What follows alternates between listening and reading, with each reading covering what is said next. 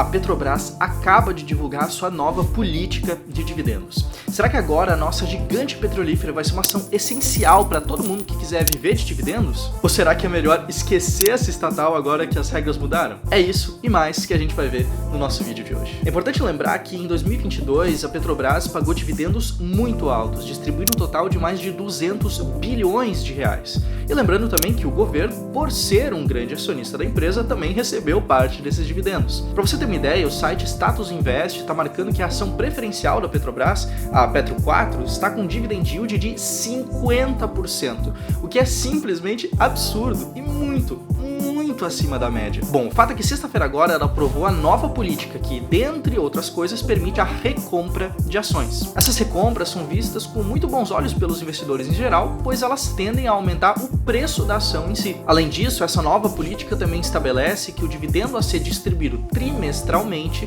será de 45% do fluxo de caixa livre da empresa. Ou seja, após alguns ajustes como as aquisições de imobilizados e intangíveis e também as aquisições de participações societárias, nós chegamos então no fluxo de caixa livre, que nada mais é do que a diferença entre o fluxo de caixa operacional e de investimentos. A Petrobras também define um dividendo mínimo a ser pago anualmente, desde que o preço do petróleo esteja em um nível adequado. Resumindo, o ponto mais sensível que você precisa entender é que a nova política define esse limite de 45% do fluxo de caixa livre. E isso é bom ou ruim? Isso é médio. Para comparação, hoje a empresa distribui mais ou menos 60% desse valor como dividendos. Então quer dizer que é ruim que a empresa não vai mais distribuir tantos dividendos assim? Não exatamente.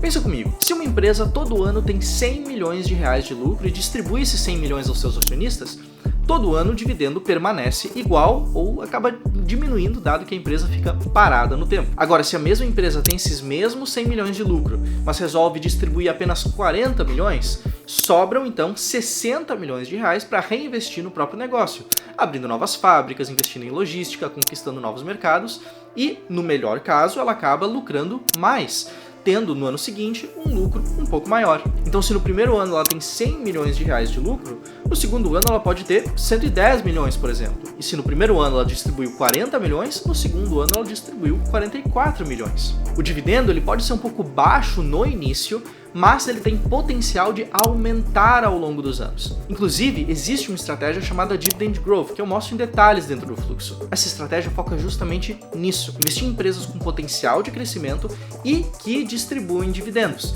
Por mais que elas não paguem muitos dividendos hoje, são companhias que têm potencial de aumentar os seus dividendos cada vez mais ao longo do tempo. Além disso, como a Infomoney destacou no seu artigo, a companhia ainda informou que poderá, em casos excepcionais, realizar a distribuição de remuneração extraordinária aos acionistas, superando o dividendo mínimo legal obrigatório e ou os valores estabelecidos nos parâmetros anteriores, desde que a sustentabilidade financeira seja preservada, o que significa que o dividendo pode ser ainda maior, a depender de algumas variáveis específicas e algumas situações do mercado em si. Claro, é sempre muito importante a gente lembrar que todo investimento tem risco e a Petrobras com certeza não está livre disso. Rendimentos passados não são garantias de rendimentos futuros e a Petrobras, por ser uma empresa com uma forte ligação do governo, a gente pode até esperar que haja um certo conflito em cima dela ao longo do tempo.